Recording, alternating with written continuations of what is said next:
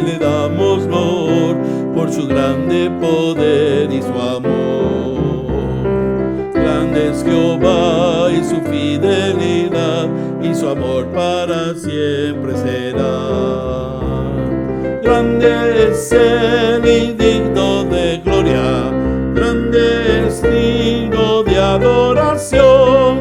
Grande es Él, alcemos su voz, así proclamad, grande es Jehová. Grande es Jehová.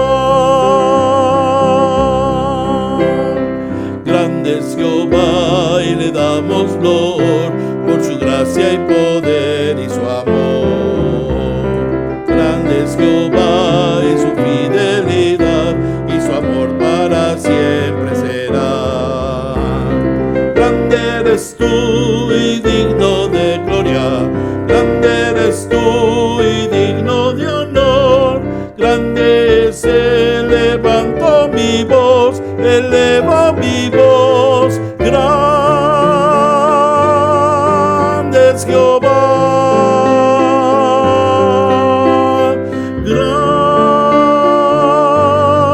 Grande es Jehová.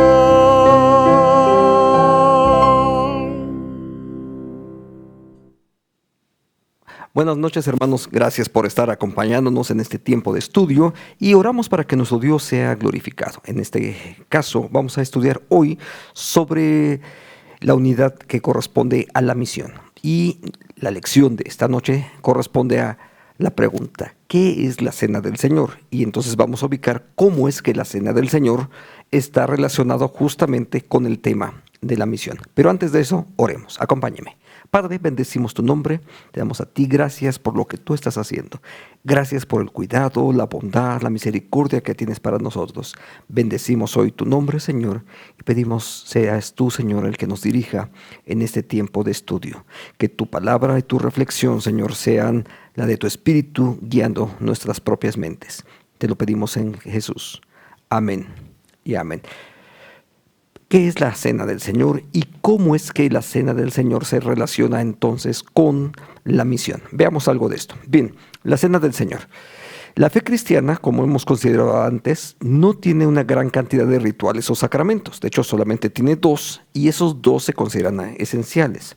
Hemos visto la semana pasada, vimos algo sobre el bautismo. Hoy nos toca hablar sobre la Cena del Señor. Y entonces, la Cena del Señor es un acto en que los creyentes, los que creen, confiesan que Jesús es el Señor, en ese conjunto de creyentes como parte de la cristiandad, recordamos la muerte de Jesús a nuestro favor y anunciamos el regreso de Jesús a los demás. Entonces ya desde aquí puedes empezar a darte cuenta en qué sentido es la Santa Cena está vinculada con la proclamación y la evangelización, con la misión del Señor. Ahora, la palabra Cena del Señor también recibe otros nombres. Por ejemplo, a veces se les llama Eucaristía, y la palabra Eucaristía, el prefijo EU en la palabra Eucaristía, significa bueno y es una buena acción de gracias, haciendo referencia a que la Santa Cena o la Cena del Señor se refiere justamente a eso. También en otras ocasiones se le refiere a este mismo acto como la Última Cena o la Cena del Señor, y en ese sentido la Cena del Señor tiene otra serie de implicaciones, por ejemplo, donde de forma escatológica también estamos anunciando el momento en el que un día estaremos otra vez con el Señor en su casa, celebrando otra vez las bodas del Cordero. Bien, todo eso tiene que ver, por supuesto, y una más, por supuesto, la Pascua. Algo de esto tendremos que estar considerando en esta noche. Ahora, la Cena del Señor es un acto simbólico, es decir, hay algo que estamos representando y lo estamos haciendo en obediencia a lo que Jesús dijo. Y entonces usaremos la palabra conmemorar la muerte de Jesús, nuestro Redentor, y de esta manera entonces anticipamos también la segunda venida. En este gráfico, en esta lámina, espero que la puedas tú ver en pantalla completa, dice así: la Cena del Señor implica varias cosas. La primera de ellas es que implica una fe obediente. Es decir, participamos de la cena del Señor y la desarrollamos porque obedecemos, es en obediencia al Señor. Entonces, esa fe obediente debe ser característica de la iglesia. También es algo, la palabra conmemorar, es más que un simple recuerdo o algo que se hace de forma ritualista. No corresponde en ese sentido a la práctica cristiana, sino donde hacemos vivo, ojo con lo que estoy diciendo, hacemos vivo el acto, pero no estoy diciendo que repetimos el sacrificio. Repetir el sacrificio de Jesús es otra cosa y la Biblia dice claramente que una vez y para siempre no hay más sacrificios. Sin embargo, sí hacemos vivo el acto en el sentido de que somos nosotros los que ahora estamos participando de la cena del Señor. También, por supuesto, este acto de la cena del Señor significa recordar el acto de la redención completo, es decir, la obra de Cristo Jesús a favor nuestro, donde Él toma nuestro lugar para poder entonces redimirnos derramando su propia sangre en sacrificio, en expiación por nuestros pecados. Y al mismo tiempo, porque ese es el último contenido de la Santa Cena, implica también el anuncio de la segunda venida, y eso nos recuerda el concepto de glorificación, no solo de Cristo, sino también de los creyentes, y el juicio final, si puedo decir enfático, donde finalmente todos habremos de pasar, porque finalmente el juicio de Dios es para todos, ya sea para dar cuenta de las mayordomía que Dios nos ha dado, porque finalmente ese es también en parte del juicio, o para algunos recibir la sentencia de que han sido condenados por no haber creído en Cristo Jesús. Entonces, no fueron salvados, recibirán también esta condena. Entonces, te das cuenta cómo el concepto de la Santa Cena tiene múltiples significados que deberíamos de poder irlos como que avanzando poco a poco en el conocimiento de cada uno de ellos. Empecemos con este texto de 1 Corintios capítulo 11, 25 al 26. De hecho, te lo comento. Vamos a revisar a través de este estudio diversos pasajes que narran que hacen referencia al relato precisamente de la Cena del Señor y la institución, ya sea en los evangelios o en las epístolas. En este caso empezamos con una epístola. 1 Corintios 11, 25. Cuando beban el vino de esta copa, háganlo para recordarme. Cada vez que coman de este pan y beban de este vino, estarán anunciando la muerte del Señor hasta que regrese. Entonces, aquí puse unas palabras un poco raras. Te invito a que si lo estás viendo, mejor tomes nota. Puse, por ejemplo, la palabra anamnesis, que es la que en esta versión de la Biblia, la Nueva Traducción Viviente, dice recordarme. Entonces, en memoria, también en la versión Reina Valera. La palabra griega que la utiliza es anamnesis, y la palabra anamnesis implica algo que es más que un simple recuerdo. La otra palabra que aparece también aquí en este texto es katagelo. O sea, la palabra kata es según ya, y gelo tiene que ver con un mensaje. Entonces, las dos palabras podemos ahora ubicarlas más o menos en este término. La primera, anamnesis, puede ser traducida como una remembranza, es decir, donde traigo otra vez a la memoria, hago vivo para mi propia experiencia la obra de Cristo Jesús. Entonces no es simplemente un recordatorio o un simple memorial, sino que estoy haciendo vivo. ¿Por qué? Porque la palabra base de todo esto es anamnesis. La segunda palabra, katagelo, entonces implica enseñar, divulgar. La palabra gelo es la que se utiliza para hablar de mensaje, evangelio. Entonces ahí está esa otra palabra, ángelo. Es también la que se utiliza para ángel. Entonces esa frase de gelo significa enseñar o divulgar. Entonces te das cuenta que en el propio texto ya tenemos dos conceptos muy importantes referentes a la Santa Cena o la Cena del Señor. Por un lado, esa remembranza, como hacer vivo esa situación que Dios, esa obra que Cristo Jesús ya hizo por mí, pero también al mismo tiempo es enseñar y divulgar. Y por supuesto, en ambos sentidos, son los contenidos de la fe los que se están expresando hacia los demás. Entonces te das cuenta que esos dos elementos ya están ahí, bien importantes. Dos. Ahora, los elementos de la Santa Cena simbolizan la muerte de Jesús a nuestro favor. el pan y el vino, o el jugo, o el fruto de la vid que se utilizan, implican justamente eso. Ahora, pero sabemos que ese no es el fin de todo, no solamente es la obra de Jesús, la expiación, sino lo que viene después, porque después de morir, Jesús resucita, fue al cielo para volver entonces a venir por la iglesia, por su iglesia. Entonces el texto termina diciendo, háganlo hasta que yo regrese otra vez. Entonces, tenemos que recordar esto. Igual que en la práctica del bautismo, a lo largo de la cristiandad, es decir, los 20 siglos de cristiandad que ha habido, no todas las iglesias y no en todos los contextos se celebra exactamente igual. Déjame recordarte un poco del bautismo.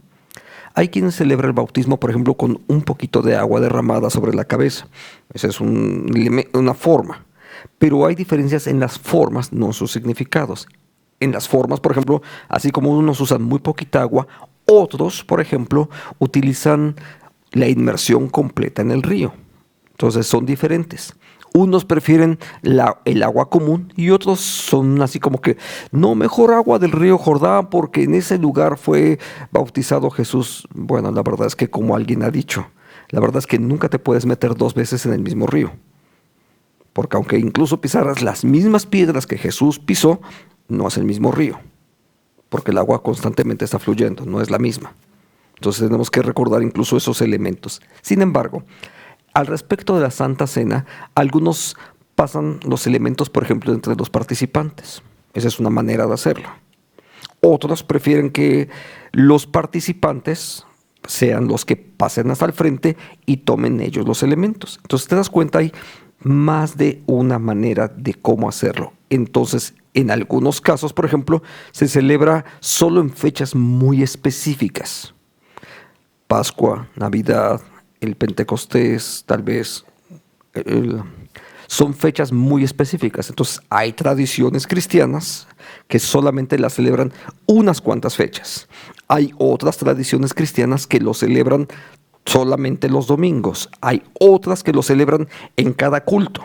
Y hay otras tradiciones, déjame hablar ahora de la iglesia presbiteriana, donde lo tradicional, insisto, tradicional pero no bíblico necesariamente, es celebrarlo una vez al mes. Entonces, cada iglesia tiene diferentes maneras de hacerlo, pero insisto, no importa tanto las formas, sino los significados. Por ejemplo, unos usan una copa, otros usan muchas copitas chiquitas, unos usan jugo de uva, a veces hasta bebidas endulzadas sabor uva, que no es exactamente el fruto de la vid. Otros usan galletas, pan leudado, otros pan sin leudar. En fin, hay más de una manera de cómo hacerlo. Y vuelvo a esto mismo.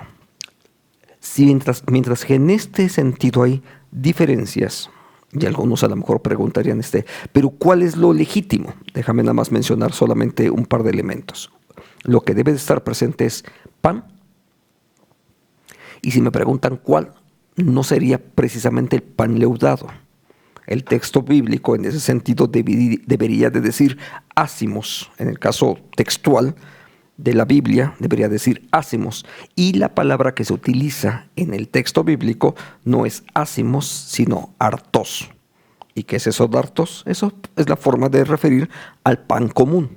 Es decir, podría usarse pan incluso leudado, cualquier pan o cualquier tipo de galleta que pudiera representarlo. Porque quiero que recuerdes que también en el Medio Oriente, en aquella época, el pan realmente era una especie así como de torta, ¿no? No era exactamente así ese pan infladito que luego compramos nosotros en las panaderías. Entonces hay que recordar también, hay diferencias en ello. Vino o el fruto de la vid. Algunos dicen, pero debe ser un buen vino. Bueno, debe ser el fruto de la vid. En la práctica cultural del Medio Oriente, en aquella época, el vino habitualmente se tomaba rebajado con agua, porque era lo que la gente tomaba todos los días. Y si me preguntas qué tan rebajado, a veces tenemos que pensar de que era una parte de vino por 4 o hasta 6 partes de agua, entonces era bastante rebajado. Entonces, queremos ubicar algunos elementos para que los consideres, que no es tan exacto porque este no es el tema principal.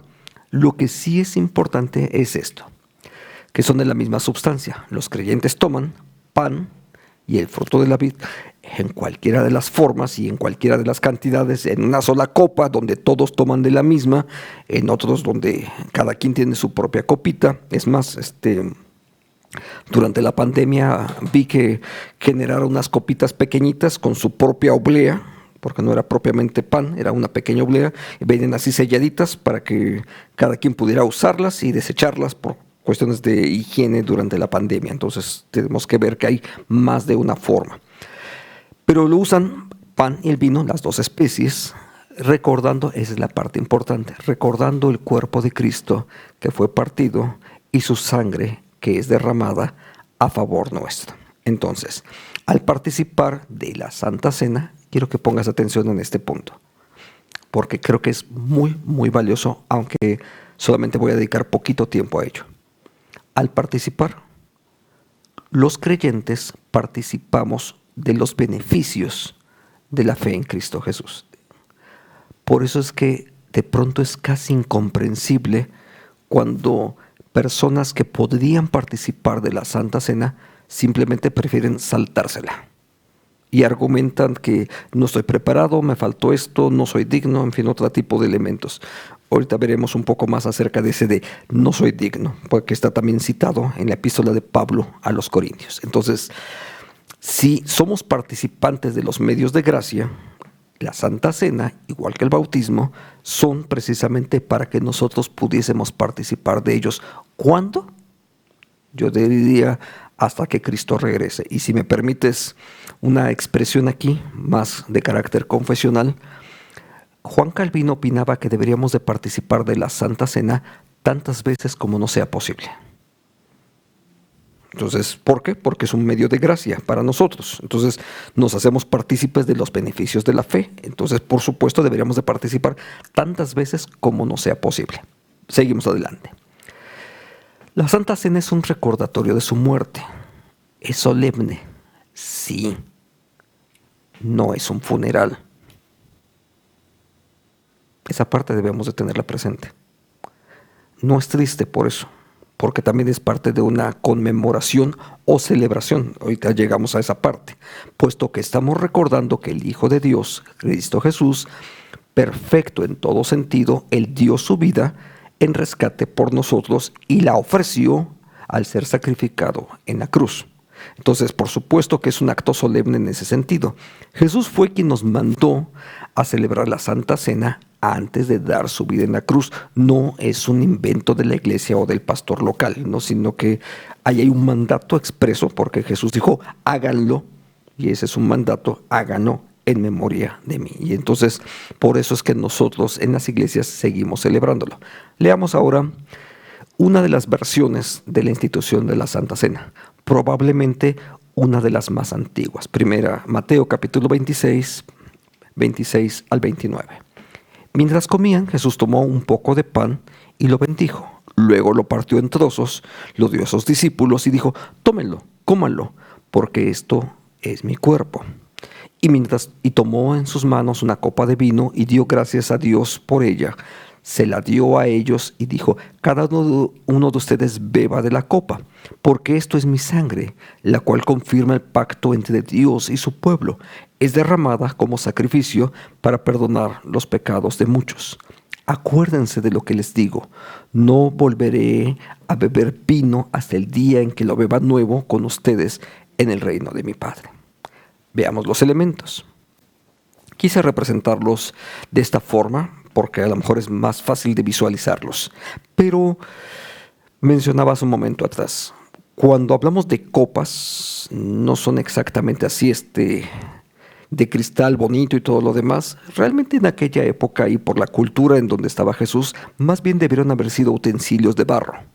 Entonces no es exactamente una copa dorada, metálica, etcétera. Eso era muy, muy caro y no es el contexto donde Jesús estaba ministrando a su pueblo.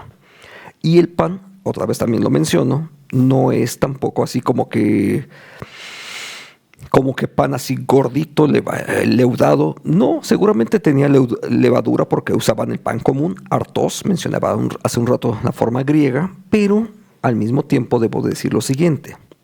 Quise usarlos para poder ejemplificar de qué estamos hablando. Ahora, Jesús afirma que estos elementos simbolizan su cuerpo, el pan, y que fue entregado en sufrimiento hasta la muerte por los pecadores. Es su cuerpo el que es entregado y su cuerpo es el que es partido. Jesús afirma que esto simboliza entonces que fue roto su cuerpo precisamente, y al romperse ese pan, nosotros recordamos al romperse, al ser triturado, recuerda algunos pasajes del libro de Isaías, de Jeremías, acerca del sufrimiento del Mesías. Luego, el otro elemento, la vid o el fruto de la vid, para poderlo poner tal y como textualmente aparece. En el Antiguo Testamento se deja claro que la sangre es el medio para hacer expiación. Levítico 17:11. Es decir, sin derramamiento de sangre no habrá perdón o remisión del pecado. Por eso Jesús es que tiene la necesidad de derramar su sangre por nosotros, para que nosotros pudiésemos recibir perdón. Alguien pagó por mis culpas, alguien pagó por mis deudas, y entonces esa es la obra de Cristo Jesús que Él hace a favor nuestro. Ahora, lo más importante del contenido es su significado, no el tipo y la cantidad de jugo que está ahí, o si está leudado o no. Ese no es lo más importante. Lo más importante es, o fermentado, perdón, para hablar del vino debiera usar la palabra fermentar. Pero lo más importante no es eso. Lo más importante es qué significa la sangre de Él que es derramada, la sangre de Cristo Jesús. Ahora, el texto anuncia algo más. Es el anuncio del regreso de Jesucristo en gloria. En ese sentido, es un tiempo solemne, insisto otra vez, pero no es un tiempo de luto. ¿Por qué? Porque el regreso al Señor es una experiencia gloriosa, gozosa, déjame agregar esa parte más, porque es nuestro encuentro con nuestro Señor y Salvador. No es una remembranza simplemente de un Salvador que ya se murió, sino que cuando celebramos la Santa Cena lo hacemos con mucha solemnidad, pero también con muchísimo gozo y con muchísima expectativa, con esperanza, porque estamos esperando el regreso de nuestro Señor Jesucristo, y nosotros desde ahora, a través de estos actos, lo estamos anunciando. Jesús resucitó y un día Él volverá glorioso por su pueblo, para que todos aquellos a los cuales Él salvó, ahora también experimentemos de su gracia, de su misericordia y de su bondad, que Él mismo ganó al precio de su sangre, para que nosotros la pudiésemos experimentar. Claro, eso implica la obra de gracia por la cual hemos sido salvados. Hemos visto ya un poco del Evangelio de Mateo. Ahora consideremos brevemente un fragmento más de Primera a los Corintios, precisamente la explicación del apóstol Pablo, que dice que él también la recibió y la comparte hacia la iglesia de Corinto y por supuesto ahora a nosotros. Dice el versículo 23, pues yo les transmito lo que recibí del Señor mismo. La noche que fue traicionado, el Señor tomó pan y dio gracias a Dios por ese pan. Luego lo partió en trozos y dijo, este es mi cuerpo, el cual es entregado por ustedes. Hagan esto en memoria de mí. De la misma manera tomó en sus manos la copa de vino después de la cena y dijo, esta copa es el nuevo pacto entre Dios y su pueblo, un acuerdo confirmado con mi sangre.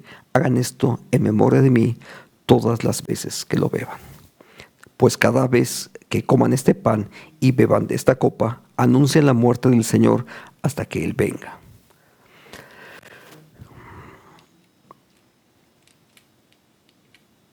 Esta ordenanza es más que solamente estar viendo hacia el pasado. Sí, apunta por un lado al pasado, la obra redentora que Jesucristo ya hizo, pero como te diste cuenta en el mismo texto, también anuncia ese regreso en gloria de Cristo Jesús. Entonces, sí recordamos su redención al tener comunión. Esa es la primera parte, diríamos, de la celebración de la Cena del Señor. Es la primera parte. Pero la segunda parte del texto nos lleva a que miremos hacia el futuro y recordemos que nuestra vida en este mundo es temporal y para la gloria de Dios es temporal. Y sabes, para los creyentes, si tú lo has leído en la Biblia, seguramente vas a recordarlo. Es una bendición que podamos morir. Para un creyente es así casi como poder culminar la tarea que Dios me encargó en este mundo y entonces ir a la presencia de Dios. El apóstol Pablo escribió diciendo que para él morir era mucho mejor. Y no es que estemos porque ya mejor me quiero morir. No es por ahí. El apóstol Pablo dice, habrá un momento, dice, yo también ya quisiera morirme, dice, pero aún tengo trabajo aquí. Y mientras Dios te siga dando vida a ti y a mí, todavía tenemos mucho más que hacer en este mundo. Aunque por supuesto también las Escrituras dicen que es honroso al Señor la muerte de los fieles, de los creyentes. Entonces todo esto quiero que recuerdes que no es ningún sentido trágico, sino que al contrario es parte de nuestra propia preparación para estar en la casa de nuestro Padre otra vez y ahí experimentar junto con Cristo su gloria, porque Él prometió regresar y dijo que donde Él estuviera, nosotros los creyentes, sus discípulos, también estaríamos ahí. Y si Él está en gloria, tú y yo habremos un día también de experimentar de la gloria del Señor. Ahora, vamos a celebrar esta actividad, este recordatorio de su obra y de la esperanza que Dios nos ha dado en Cristo Jesús. ¿Cuándo? Hasta que Él venga. Entonces, ¿por qué? Porque de esa manera estamos anunciando su regreso. Entonces celebramos en esperanza su regreso glorioso, pero también nuestra propia exaltación. Cuando este cuerpo mortal se vista de lo incorruptible y sea también glorificado como Cristo mismo es ya glorificado. Entonces, cada discípulo necesitamos participar de este medio de gracia a través del cual nuestra fe es fortalecida. Insisto en esto porque nadie debería de privarse de celebrar la Santa Cena. Y entonces, si no puedes ir, puedes pedirle al pastor de la iglesia o a alguno de los ancianos que te hagan una visita y que celebres la Santa Cena en tu propia casa. Haz una llamada. Seguramente alguno de los ancianos podrá, si no es el pastor, podrá ir y llevar el sacramento hasta tu propia casa, en caso de que por condiciones de salud no pudieses. Pero si tienes oportunidad, ve y participa, celebra junto con la iglesia, celebra la cena del Señor. Ahora, bautismo y comunión guardan ciertas similitudes. ¿Por qué? Porque nos dan identidad y propósito como iglesia. Nos recuerdan que somos de Cristo, pero no solamente nos recuerda que somos de Cristo, sino también nos recuerda que la expiación ha hecho efecto en nuestra vida y eso nos ubica en el propósito por el cual Dios nos ha colocado para formar parte de su iglesia. Entonces, al celebrar la Santa Cena, la iglesia exalta a Dios mediante la evangelización de los inconversos y la edificación de los creyentes. Sí, yo sé que de pronto algunas de las iglesias de pronto dicen, no, pero es que la celebración de la Santa Cena es para los creyentes. Es más, conozco algunas tradiciones cristianas donde, no, usted no es miembro de la iglesia, ¿verdad? No, entonces, váyase. ¿En qué momento estamos dando testimonio entonces? Porque Jesús dijo que era para dar testimonio, ¿no? ¿Te das cuenta cómo esa práctica no es tan sana? A veces como que para que nadie se nos cuele. No es por ahí. Poco más adelante veremos un poco más acerca de esto. Evangelización. ¿Es un momento evangelístico la Santa Cena? Sí, porque es un anuncio del regreso inminente de Jesús, invitando a los demás a poner su fe en Cristo Jesús. Si me permite decirlo así, si yo sé que el Señor viene y está haciéndose anunciado que Él viene, yo debería de irme poniendo a cuentas, precisamente porque es algo necesario. El Señor viene, ¿esté preparado yo o no? Déjame recordar una de las historias que Jesús también contó acerca de esto. ¿Te acuerdas de aquellas historias que Jesús contó? De 10 vírgenes, unas prudentes y otras no prudentes. No voy a poner la otra palabra, insensatas, dice la versión Reina Valera. Bueno, ¿y qué ocurrió con las que no estaban preparadas? Cuando llegó el momento de la boda, quedaron fuera. ¿Por qué? Porque no estaban en relación con su Señor. No estaban en la espera que debían de estar. ¿Sabes? La celebración de la Santa Cena debería decir, mejor en este momento vengo, participo, estoy a cuentas. ¿Por qué? Porque si estoy a cuentas, cuando el Señor regrese, sin duda yo voy a estar ahí. Yo sé que la salvación es por gracia y que no depende propiamente de mis pecados individuales que yo sigo cometiendo. Sé que es por la gracia de Dios y Dios me perdonó todos mis pecados.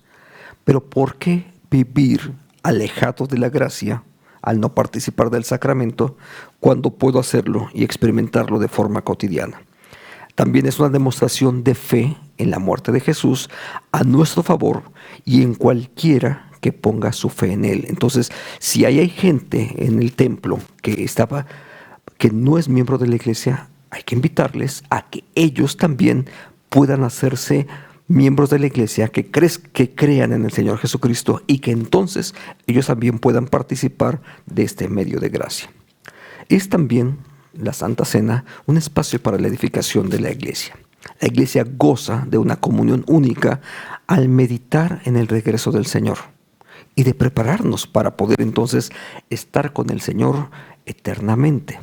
Es una ilustración también vívida de lo que Jesús hizo a nuestro favor y nuestra esperanza, y cuánta esperanza nos brinda esto para el futuro. Es más, déjame recordar un fragmento de la celebración de la Pascua.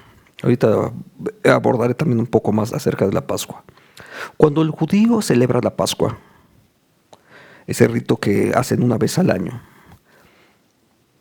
terminan con una frase: la próxima vez en Jerusalén. ¿Sabes? Los creyentes deberíamos de tener más o menos la misma expectativa de que la próxima vez que yo celebre la Santa Cena, que yo celebre la Cena del Señor, la próxima vez que sea en la casa de mi Padre. Entonces, esa expectativa debe de alentarnos a vivir más limpios, más santificados, pero también a experimentar con gozo la presencia del Señor. Ahora sí, hablemos de la Pascua. En el Evangelio de Lucas, los discípulos estaban celebrando la fiesta que conmemoraba la manera en que Dios rescató a los primogénitos de Israel por la sangre de los corderos en sus puertas. En el libro del Éxodo se narra esta historia, la celebración, el inicio de la Pascua o la institución de la Pascua, y una de las plagas era precisamente la muerte de los primogénitos. ¿Cómo es que los primogénitos habrían de ser librados? Bueno, pues un cordero habría de ser sacrificado en la casa y la sangre de ese cordero debería de colocarse en la puerta, en el dintel, en las columnas de la puerta principal, señalando que ahí la sangre del cordero estaba señalando, no librando propiamente, sino señalando que ahí ese ya estaba cubierto por la sangre del cordero y ahí no habría mortandad. Todo esto es una metáfora también acerca de la obra de Cristo Jesús por nosotros, porque es su sangre la que nos cubre y nos libra del pecado. Seguimos en esto. Entonces, con esto en mente es que se celebra la Santa Cena. En el Evangelio de Lucas es el que sí narra que es en el entorno de la celebración pascual, la cual duraba como una semana. Entonces también quiero que recuerdes que no es explícitamente ese día, sino que duraba una semana las fiestas de la Pascua. Leamos ahora sí, Lucas 22, los versículos 7, 8 y luego 13 al 20. Llegó el festival de la Pascua, de los panes sin levadura, la Pascua, cuando se sacrificaba el cordero de la Pascua. Jesús mandó a Pedro y a Juan se adelantaran y les dijo: vayan y preparen la cena de la Pascua para que podamos comerla juntos. Voy a hacer una pequeña pausa aquí. La cena de la Pascua implica varios elementos más. En esta ocasión no se menciona, por ejemplo, el cordero. Pero insisto, la celebración de la Pascua no era un día, sino era prácticamente una semana. Entonces, dentro de ella había diversas actividades que se iban preparando. Una de ellas era una cena fraternal llamada Kiddush. Entonces, en ese espacio de fraternidad, probablemente es al que Jesús está mencionando, pero el contexto general tiene que ver, por supuesto, con la Pascua. Ellos fueron a la ciudad y encontraron todo como Jesús les había dicho. Allí prepararon la cena de la Pascua. Cuando llegó la hora, Jesús y los apóstoles se sentaron juntos a la mesa. Jesús les dijo: he tenido muchos deseos de comer esta Pascua con ustedes antes de que comiencen mis sufrimientos. Pues ahora les digo que no volveré a comerla hasta que su significado se cumpla en el reino de Dios. Luego tomó en sus manos una copa de vino, le dio gracias a Dios por ella. Entonces dijo: tomen esto y repártanlo entre ustedes, pues no volveré a beber vino hasta que venga el reino de Dios. Tomó un poco de pan y dio gracias a Dios por él. Luego lo partió en trozos, lo dio a sus discípulos y dijo: esto es mi cuerpo, el cual es entregado por ustedes. Hagan esto en memoria de mí. Después de la cena tomó en sus manos otra copa de vino y dijo: esta copa es el nuevo pacto entre Dios y su pueblo, un acuerdo confirmado con mi sangre, la cual es derramada como sacrificio por ustedes. Piensa en esto. ¿Hay algún modelo entre lo que Jesús hizo en la cruz y lo que ocurrió con el pueblo de Israel en el Antiguo Testamento? Sí, claro que sí. Jesús es el Cordero de Dios que quita el pecado del mundo. ¿Recuerdas esas frases? Juan el Bautista ve venir a Jesús, que él está bautizando en el río Jordán, y cuando ve venir a Jesús dice: he aquí el Cordero de Dios que quita el pecado del mundo. Luego está la ratificación por la voz del Señor y la manifestación del Espíritu sobre Jesús, diciendo: he aquí mi Hijo amado en el cual yo me complazco. Entonces todo esto ocurre ahí, y es este mismo Jesús el cual pone su vida. Jesús también en eso fue muy enfático: tengo poder para ponerla y tengo poder para quitarla. Jesús cumple con la voluntad del Padre, se ofrece en sacrificio. Si me permites, voy a agregar algo más, en recuerdo incluso de aquel sacrificio de Abraham, en el libro del Génesis, Abraham e Isaac, pero Dios suple en aquella ocasión un cordero, y ahora aquí Jesús es el cordero.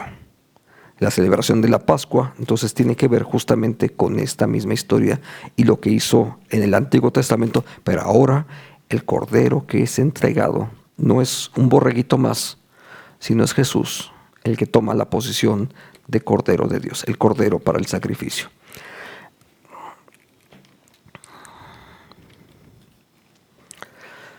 ¿Qué nuevo significado dio Jesús ahora a la Pascua para sus discípulos?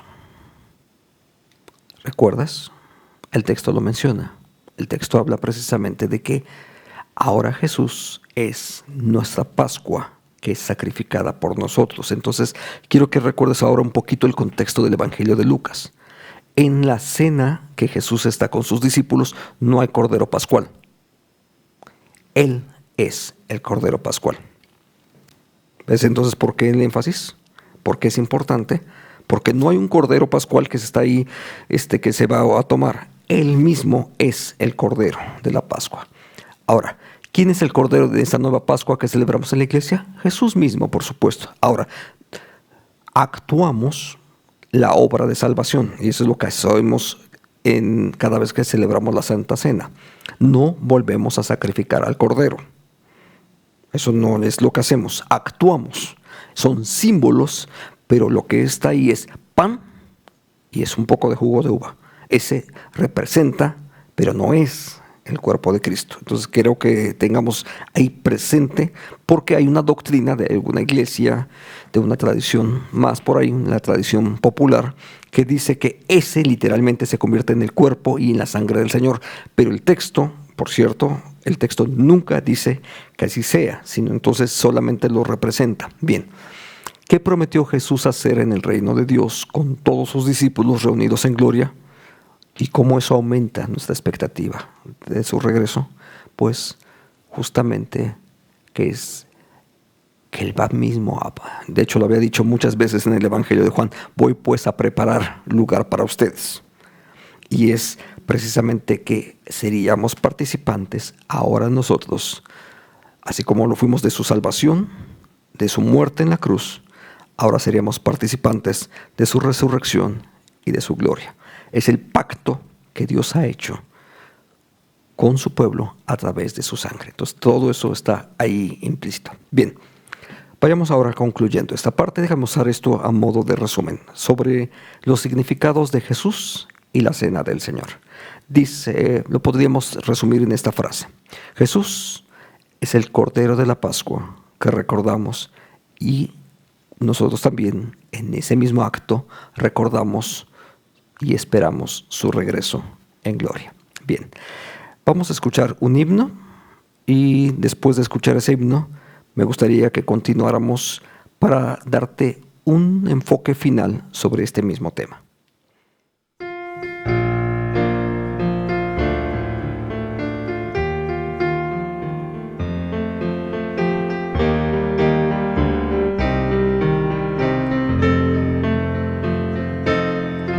En memoria de mi pan comed, en memoria de mi beber, en memoria de mí, a Dios pedid por su voluntad rogad. En memoria de mí predicar, en memoria de mí bien hacer, en memoria de mí la puerta abrid, dejad al hermano entrar, la puerta abrid. Pan comed, mi cuerpo es la copa, el pacto es mi sangre preciosa y mi cuerpo recordaréis, recordaréis. En memoria de mí siempre orad, en memoria de mí siempre amad, en memoria de mí a Dios buscad de corazón,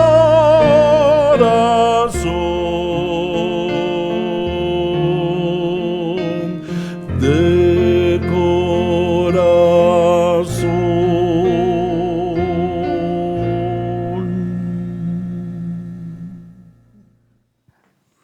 Hay un pasaje que habla acerca de esto: tomar la cena indignamente. De hecho, 1 Corintios lo menciona, los versículos 27 al 31.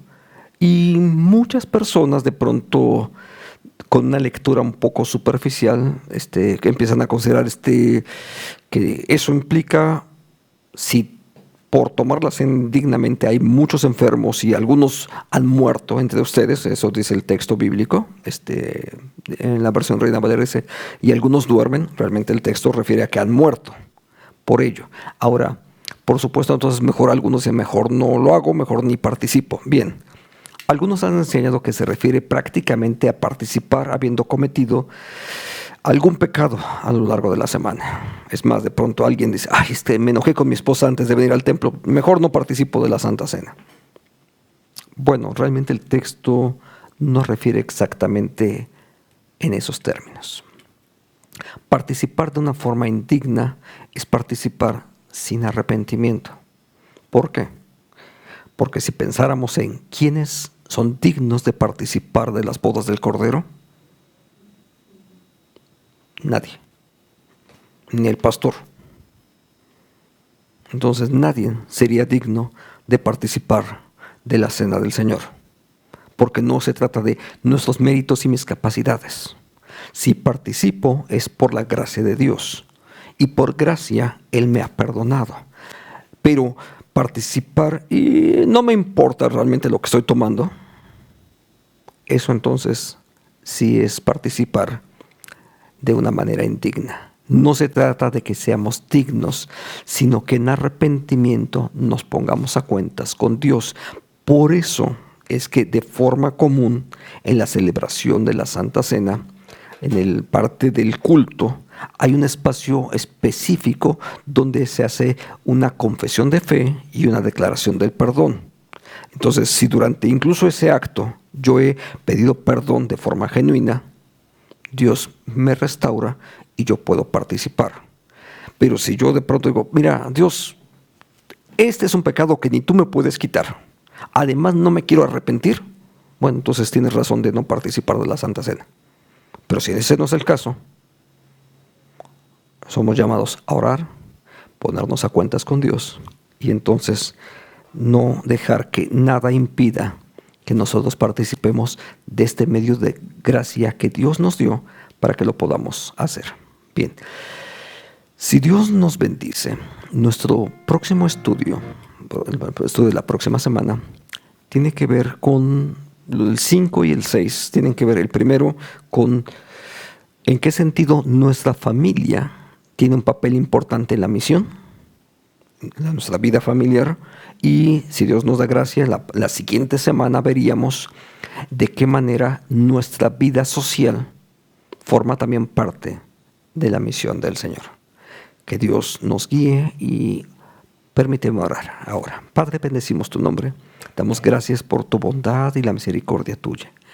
Gracias por el amor que tienes para nuestras vidas, por la obra de Cristo Jesús, por estos medios de gracia que tú nos has dado para que podamos continuamente recordar tu obra y reafirmar nuestra fe. Gracias, Señor, por ello, por estos elementos que nos permiten acentuar y celebrar por anticipado el momento de nuestra propia redención. Gracias, Señor, por ello. Bendice a tu iglesia que hoy ha participado de este estudio y que tu gracia y misericordia sean sobre nosotros en este tiempo. Te lo pedimos en Jesucristo. Amén y amén.